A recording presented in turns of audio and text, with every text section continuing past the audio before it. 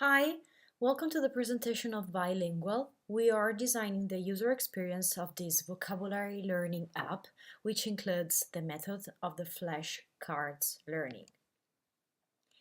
Let's start with Camilla. She's an Italian woman in her early 30s. She's a full-time worker in a foreign country, a very busy person with many passions and hobbies.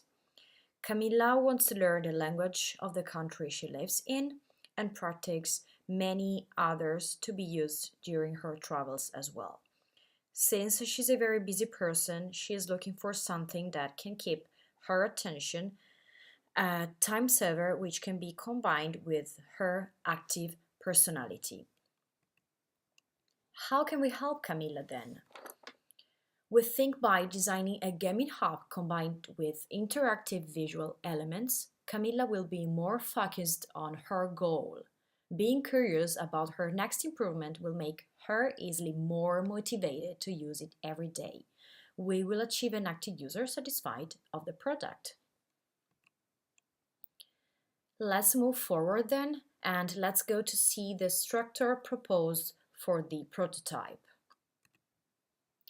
Here on the top left, we can see the splash screen with our logo, the registration process, and the onboarding tutorial with the possibility to move forward and backward based on the user necessity. Here, instead, we have the homepage with our logo, the exercises, and our flashcards area. Here on the bottom, there are the settings and the profile area. When we open this last page, we enter in our profile with a picture and all the infos related to our learning progresses. Here instead the settings page and the pages related to the flashcard acquisition. Here the learning process starts with the possibility to choose the language we want to learn and the levels of difficulty. Let's start then. The first exercise includes the translation of the single word and the pop-ups given by the wrong or the right answer. It works in the same way for the second exercise, asking to complete the sentences, multiple choices, and pop-up related to the results. Try again and well done. Let's end the prototype presentation with the last exercise, where we can see the speaker and the microphone buttons to listen and repeat. Close by the winning page and the sum up of the results. Let's see now what we have asked to the participants of our user testing. We have presented 4 different situations in 4 different scenarios, asking to them to end one of the exercise, add a new flashcard, allow the notification, and change the profile picture. Here are the general comments given by them. In general, the flow was considered pretty easy, but with few gaps or lacks. For example, has been required the possibility to share their results in order to make it more social.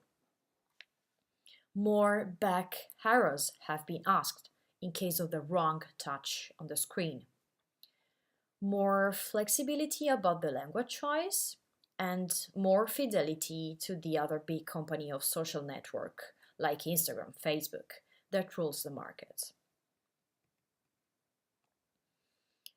What we are thinking to improve in this project is to include more details and practice more examples in order to let the user finalize the task.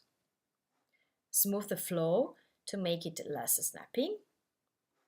Add also the possibility to access to the albums and modify their names to complete the flow. And of course, last but not least, improve the graphic style that can make the UX less fluid, even in forced low-fidelity prototype.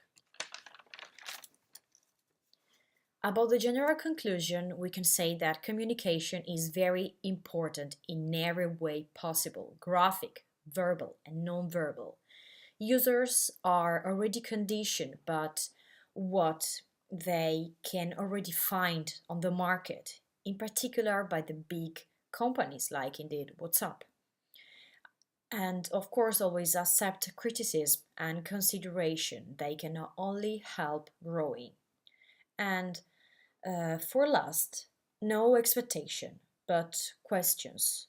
Always ask why. As conclusion, I hope you enjoyed the presentation of this project, and of course, thank you very much for the attention dedicated to me.